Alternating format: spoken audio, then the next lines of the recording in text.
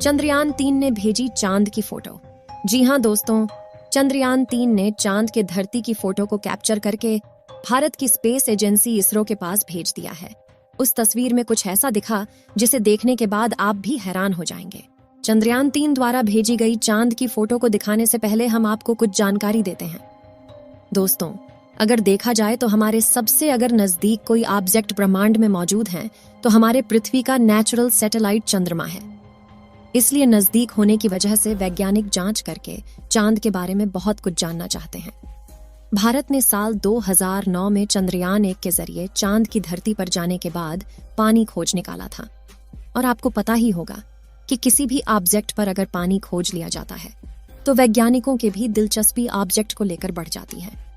चंद्रयान-1 की सफलता के बाद वैज्ञानिकों ने चंद्रयान-2 को चांद पर ले जाने की प्लानिंग बनाई, लेकिन साल 2019 में इसका लैंडर चांद की जमीन पर सफलतापूर्वक नहीं उतर पाया। इस बार फिर भारत ने 14 जुलाई को चंद्रयान-3 मिशन चांद की सफल उड़ान के लिए रवाना किया है। चंद्रयान-3 को आंध्र प्रदेश के श्रीहरिकोटा से सतीश धवन स्पेस सेंटर से लॉन्च किया गया, जिसे पृथ्वी का अंडाकार चक्कर लगाते हुए चांद तक पहुंचना था। इसरो ने 5 अगस्त 2023 को चंद्रमा के ऑर्बिट में चंद्रयान-3 को पहुंचा दिया है। अब चंद्रयान-3 चांद के चारों तरफ 1900 किलोमीटर प्रति सेकंड की गति से यात्रा कर रहा है। चांद के चारों तरफ 170 किलोमीटर इंटू 4313 किलोमीटर के अंडाकार ऑर्बिट में यात्रा कर रहा है। इसी दौरान चंद्रयान-3 ने चंद्रमा के करीब पहुंचकर उसकी कुछ फोटो खींच ली है। चंद्रमा की कक्षा में प्रवेश करने के एक दिन बाद भारतीय स्पेस एजेंसी इसरो ने रविवार के दिन चांद को चंद्रयान-3 द्वारा देखा गया एक वीडियो जारी किया है, जिसे हम आपको इस वीडियो में दिखाने वाले हैं और साथ ही उन फोटो के बारे में आपको रोचक जानकारियां देने वाले हैं। 14 जुलाई को सफलतापूर्वक प्रक्षेपण के 3 हफ्तों बाद इसरो के वैज्ञानिक चंद्रयान-3 को पृथ्वी से दूर चंद्रमा की कक्षा की तरफ उठाने का कार्य कर रहे थे। इसके बाद 1 अगस्त को एक महत्वपूर्ण प्रक्रिया में चंद्रयान को पृथ्वी की कक्षा से चंद्रमा की ओर सफलतापूर्वक भेजा गया। इस प्रक्रिया के बाद चंद्रयान-3 पृथ्वी से दूर उस पथ पर जाना शुरू कर दिया जो इसे चंद्रमा के नजदीक ले जाएगा। जल्द ही इसके ऑर्बिट को बदलकर 4 से 5000 किलोमीटर की ऑर्बिट में डाला जाएगा। चलिए दोस्तों, बात करते हैं चंद्रयान-3 द्वारा भेजी गई चंद्रमा की तस्वीरों के बारे में। चंद्रयान ने जो तस्वीर भेजी है, उन तस्वीरों में काफी ज्यादा मात्रा में बड़े बड़े गड्ढे दिखाई दे रहे हैं। यह गड्ढे चांद की सतह पर मौजूद है। चंद्रयान-3 इस बार इन्हीं भयानक गड्ढों के बारे में जानकारियां हासिल करने वाला है। चंद्रयान से ली हुई चांद की पहली तस्वीर देखिए। हर तस्वीर में बाएं तरफ गोल्डन रंग का कुछ दिखाई दे रहा है। यह गोल्डन रंग चंद्रयान का सोलर पैनल है और सामने चंद्रमा की सतह और उसके गड्ढे दिख रहे हैं। ये हर फोटो में बढ़ते जा रहे हैं। जैसे जैसे चंद्रयान चांद की धरती के नजदीक जा रहा है, वैसे वैसे ये गड्ढे भी बढ़ते जा रहे हैं।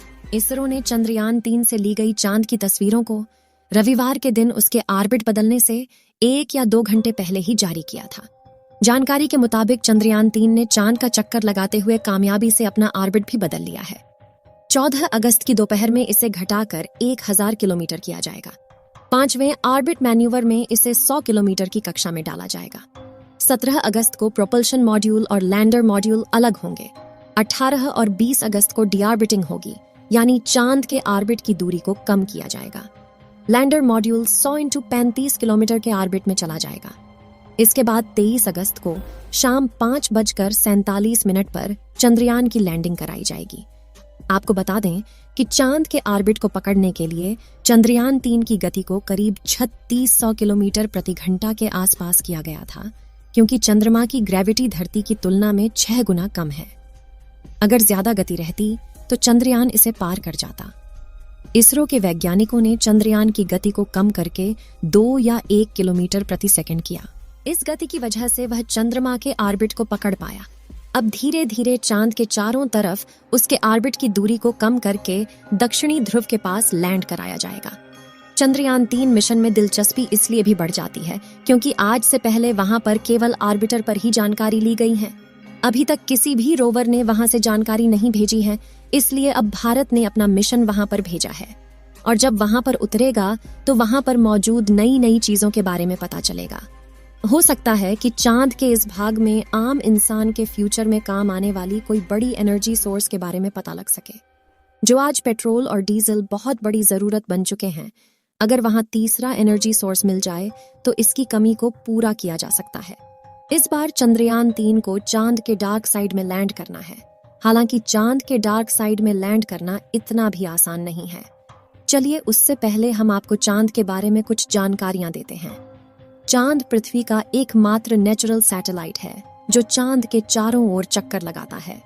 मनुष्य और टेक्नोलॉजी ने जैसे जैसे विकास किया है, वैसे वैसे इस ब्रह्मांड की चीजों के बारे में जानने की उत्सुकता बनी रहती है। सदियों से चंद्रमा का मानव इतिहास और मानव संस्कृति से गहरा संबंध रहा है।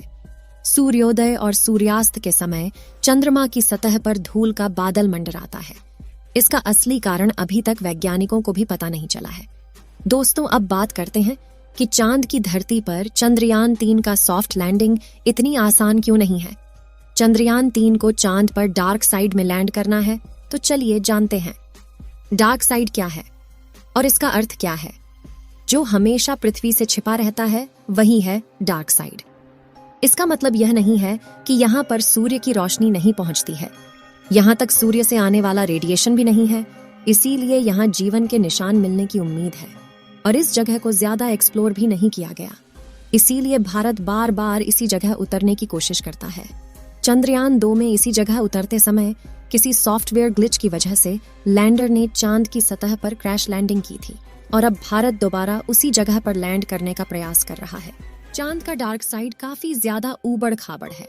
यहाँ का तापमान भी काफी ज्यादा कम रहता है, इसलिए यहाँ पर बर्फ पाए जाने के लिए संभावना भी बनी रहती है। इस वजह से किसी भी स्पेसक्राफ्ट की लैंडिंग इतनी आसान नहीं होती। चलिए आपको बताते हैं कि चंद्रयान 3 आखिर चांद पर क्या करेगा। साथियों, साल 1959 में रशिया के स्पेसक्राफ्ट ने पहली बार चांद पर लैंडिंग की थी, जिसके बाद अमेरिका ने भी कई मून मिशन किए और 20 जुलाई 1969 को नासा के अपोलो मिशन के दौरान एस्ट्रोनॉट नील आर्मस्ट्रॉन्ग और बज एल्ड्रिन ने चांद पर पहली बार कदम रखा था, जिसके बाद नासा ने कई मून मिशन किए थे और अपने कुल 12 एस्ट्रोनॉट्स को चांद पर भेजा। एस्ट्रोनॉट्स ऐसे व्यक्तियों को कहते हैं जो पृथ्वी के वायुमंडल से ऊपर जाकर अंतरिक्ष में यात्रा करते हैं और यात्रा के दौरान खोज करते हैं। लेकिन दिसंबर 1972 में अपोलो 17 मिशन के बाद नासा ने अचानक से इंसानों को चांद पर भेजना बंद कर दिया, जिसके लिए उन्होंने कारण दिया कि चांद पर फिलहाल ऐसा कुछ नहीं है जिसकी रिसर्च की जा सके। लेकिन कुछ लोगों का यह भी कहना था कि नासा ने असली कारण को छुपाया है। चलिए आपको कुछ और जानकारी देते हैं। ऐसा माना जाता है कि चांद की धरती में पानी छुपा हो सकता है, और वह भी थोड़ा बहुत नहीं बल्कि पूरे 100 मिलियन टन। इसके अलावा यहाँ पर hydrogen, ammonia, methane, sodium, mercury और सिल्वर जैसे मूल्यवान संसाधनों का खजाना मौजूद हो सकता है, जिसकी खोज करने के लिए ही चंद्रमा पर चंद्रयान 3 मिशन को भेजा गया है। चलिए दोस्तों, इस वीडियो को यहीं पर खत्म करते हैं। इस वीडियो को एक लाइक जरूर करें और अपने मित्रों तक इस वीडियो को शेयर करें ताकि उन्हें भी जानकारी मिल सके। और अपने भरोसेमंद चैनल को सब्सक्राइब जरूर करें और बेल आइकन को ऑल पर सिलेक्ट करना बिल्कुल ना भूलें। मिलते हैं किसी और नॉलेजेबल वीडियो के साथ। वीडियो को अंत तक देखने के लिए धन्यवाद।